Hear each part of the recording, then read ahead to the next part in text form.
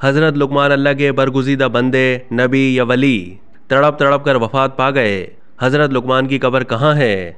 वहम का इलाज तो हकीम लुकमान के पास भी नहीं। ये वो मशहूर व मारूफ कौल है जिसे हमने बारहा सुना और पढ़ा है।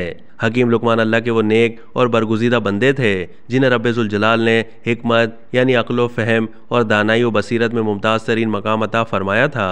कुरान करीम की 31वीं सूरह मुबारका को हज़रत लुकमान के नाम से मंसूब किया गया है, जिसकी आयत नंबर 12 में इरशाद बारी ताला है, तर्जुमा, और हमने यकीनन लुकमान को हिकमत दी। जमहूर उलमा का इत्तेफाक है कि हज़रत लुकमान नबी नहीं बल्कि फ़की और हकीम थे।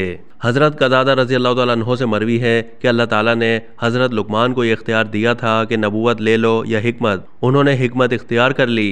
और बाज़ रिवायत में यह भी है कि जब उन्हें नबूवत का इख्तियार दिया गया तो उन्होंने अर्ज़ किया, अगर इसके कबूल करने का हुक्म है तो मेरे सराखों पर, वरना मुझे माफ़ फरमाया जाए। हज़रत कतादा से मनकूल है कि लुकमान से किसी ने पूछा, आपने हिकमत को नबूवत पर क्यों तरजीह दी जबकि आपको दोनों का इख्तियार दिया गया था? आपने फरमाया, नबूवत बहुत बड़ी जिम्मेदारी का मनसब है। अगर वो मुझे मेरे इख्तियार के बगैर दे दिया जाता तो अल्लाह ताला खुद इसकी कफालत फरमाता कि मैं उसके फ़राइज़ अदा कर सकूं, और अगर मैं अपने इख्तियार से इसको तलब करता तो जिम्मेदारी मुझ पर होती। हज़रत लुकमान रज़ी अल्लाह तआला अन्हु ने 1000 साल की उम्र पाई। हज़रत दाऊद अलैहिस्सलाम की बैसत से पहले आप बनी इसराइल के मुफ्ती थे।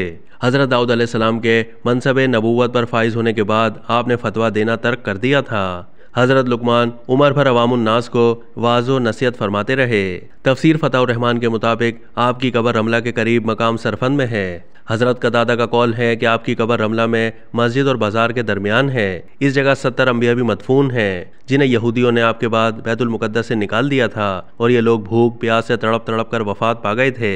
आपकी कब्र पर एक बुलंद निशान आवीज़ा है। लोग आपकी कब्र की ज़ियारत के लिए दूर दूर से आते हैं।